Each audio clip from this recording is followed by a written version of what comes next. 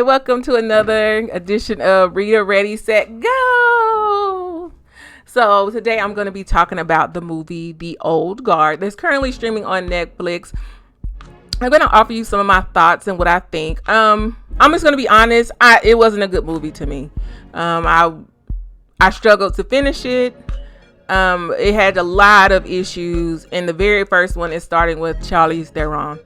At this point, for me, I couldn't put my finger on why I tend to not watch movies with Charlize Theron, and I finally figured it out. It's because she's the same person in all of her movies.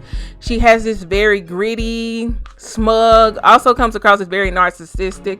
I don't know if those are her actual attributes as a person, but every character that I see her in a film, it is off-putting, and it's not even a reason to act that way. It's almost like she saw some man or a man in a role that she liked, and she was like, that's who I'm gonna be in all my movies. So maybe she saw a Billy Bob Thornton movie or something, was like, I'm just gonna be like that. And it's not carrying very well. It's not being communicated very well. I know she has Oscars and accolades, but I'm about tired of seeing it. This movie was no exception. We have here, let me go ahead and get into what the movie is about. Before I get started, do I suggest you watch it? That's up to you. There was some good parts in it, but for the most part, for me, it's a no. It's a hard no. Charlize Theron plays Andy. Andy is the team leader of like this, what do I want to call them? I don't know what do you call a group of people? Vigilantes. They do the right thing. They're all okay. So let's start with the opening shot. The first opening shot was terrible for me. I thought there was gonna be this lead up to something like grandiose, like it's gonna be like dum dum dum dum. You know, there's Charlize Theron laying on the ground where it looks like she has bullet holes in her, with her eyes kind of open, and she's saying that she hates when stuff like this happens. And I was so then it went to the opening credits, and I was like, I don't get it. Like it was just dead space to me. And then for a lot of us, we might not even know that she was even dead. Like I was just like, ugh. So then we move forward, and it's Charlize Theron. It looks like she's coming back from vacation, and she's meeting up with friends. Come to find out, this is her old gang. She took a break, I'm assuming to get away from vigilante stuff, but she's coming back because something's happening. They're starting to have dreams, and in these dreams, they're starting to see that there's a new member of them, because come to find out, the opening scene ends up being where they were recruited to help in a certain situation, but only thing it was is they were set up to expose their superpower, which is they're all immortal. It doesn't mean that they don't hurt or feel pain. They do die, but their body their body just comes together, like it heals itself, and they live forever. But the thing is that they don't live forever. When their time is up, they won't know it. So every time you die, it could be your last death. And so when I think about it, man, that's tight. Like that's dope. Like the actual, if I was sitting around in the room, in the table room, who was thinking this, I was like, man, that's so dope. It was executed so poorly. The individuals that they used as actors in it fell flat for me. Let me go into the actors' names. So the team is composed of Booker, which is played by a guy named Matthias. Joe, which is by Marwin, played by Marin. Nikki is played by Luca. So there is initially 4 of them, but they're eventually going to meet their 5th because they've been dreaming about her. And her name is Nile, and she's played by a woman named Kiki. And I want to say Kiki has been an individual I've seen in other things. Yep, she played it If Beale Street Could Talk. I knew it. I was like, she looks so familiar, because I loved her in Beale Street Could Talk. Hated her in The Old Guard. And baby girl, it's not your fault. This movie fell flat, and they did y'all a disservice. Let me tell you why. Some of the scenes came off very corny, and even when it came to production of their costumes. I think there was a scene where there was a person, when they were going through the death of one of the individuals had lived a long time.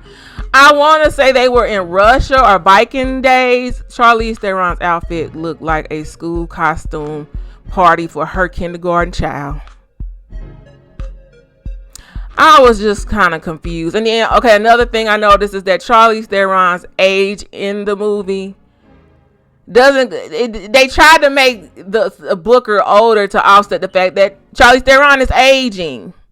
And so if you're going to be immortal, I don't think being like immortal or your mortality is going to kick in your 40s.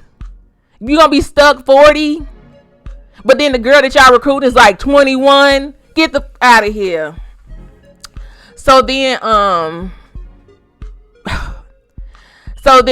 Charlize Theron's character feels a sense of bitterness, I guess, because you know how when you live in so long, you become used to it. And so she figures out they have been set up on camera to be exposed for the fact that they're immortal.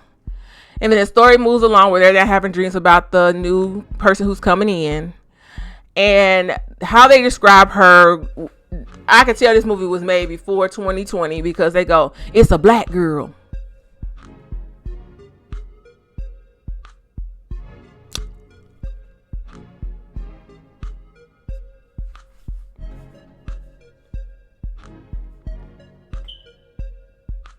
A black girl. Y'all are immortal and y'all consistently complain about being alone. You finally have an individual that's going to show up who has immortality as well, and the first thing you can think of is she a black girl.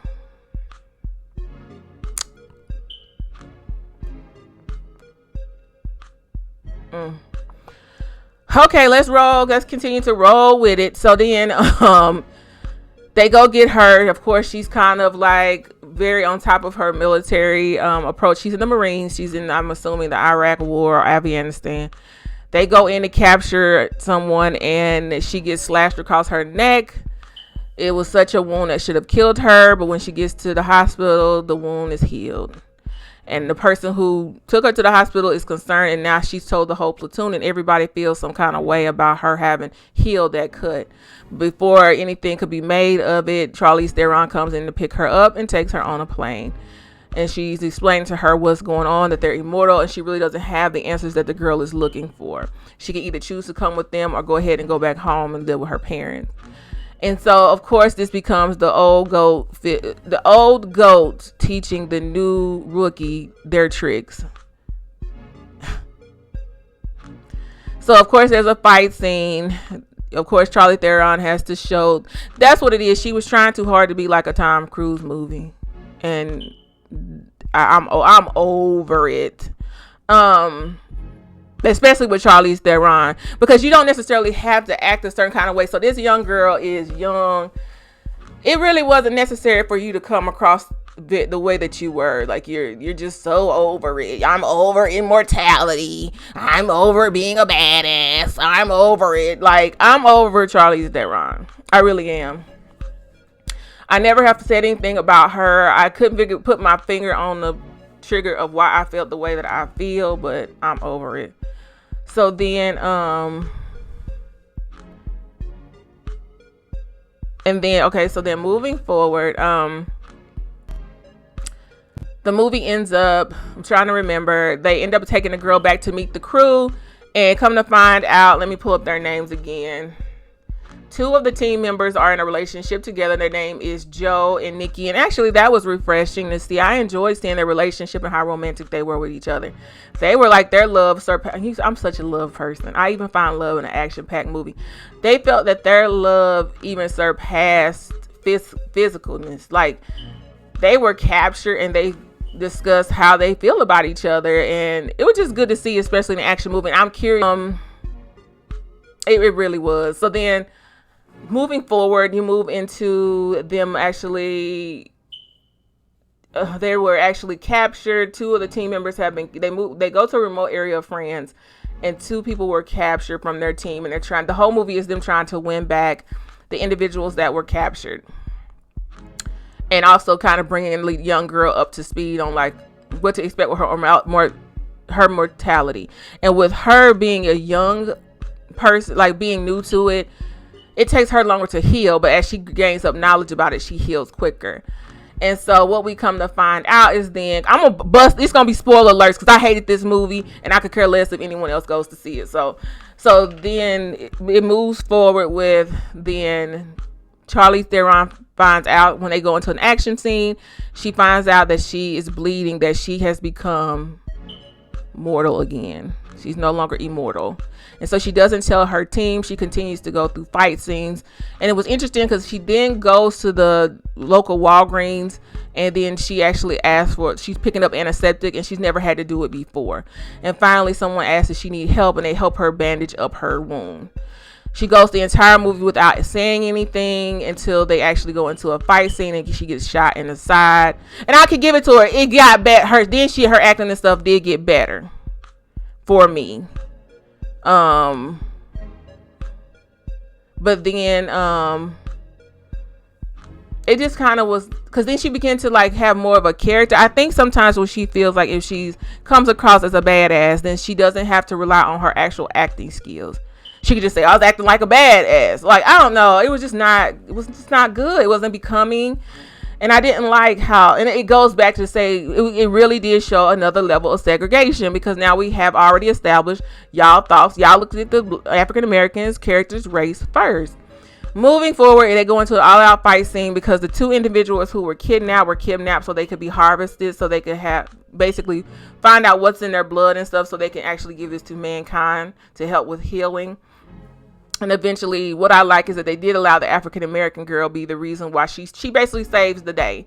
She saves all of them, because come to find out, spoiler alert, Booker is the one who sold them out, which was one of their friends. And he sold them out. And he said the reason why he sold them out is because if they can find a cure if they can find a way to make everybody immortal, maybe they can find a way to turn it off. He's ready to die. I was just like, Booker, like even the writers didn't even think of a good way for him to have a good reason for them to be even sold out. You want to die. Like, why not become this? But then if he becomes a recluse, then he would live forever. I don't know. I just think that more could have been done. So moving forward, it looks like they're going to try to turn this into an actual series to come on Netflix.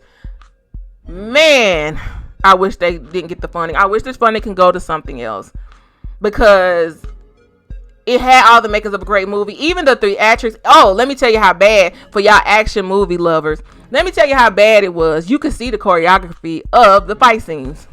It looked like an all-out ballroom dance. All-out ballroom dance. You could see physically the choreography. It looked like I was watching individuals dance. I was just like, this is the #1 movie in America streaming on Netflix. Interesting. Very interesting. And then going back to my rant about the diversity outside of the African American recruit, that was it. So it didn't make me wonder, did y'all put her in here just to silence the naysayers? Was that supposed to be Scarlett Johansson's part? Because she looked like a sore thumb. And then my thing is, would I want to live in this group immortal like this for the rest of my immortality? Would I want to be with them as my partners? And then Charlize Theron is now mortal, which probably is to the benefit of the team. And then, which leads me to believe that the girl was brought on because Charlize Theron is about to die, so they needed a new leader to take charge. But I feel so bad for her. Is there even a group to lead? Like, I was just like, ugh. Anyway, you can go ahead and give it a look. If you're just looking for some light movie, go for it. But for me, it was a no-go. I didn't like the material, how it played out. I didn't like the costume. The cinematography was bare minimum, because I could see the choreography whenever they were doing their fight scenes. It was like 1, 2, 3, 1, 2, 3, 1, 2, 3, and fake it and 1, 2, 3. Anyway, I hope you enjoyed this review. All right, enjoy the rest of your day. Bye-bye.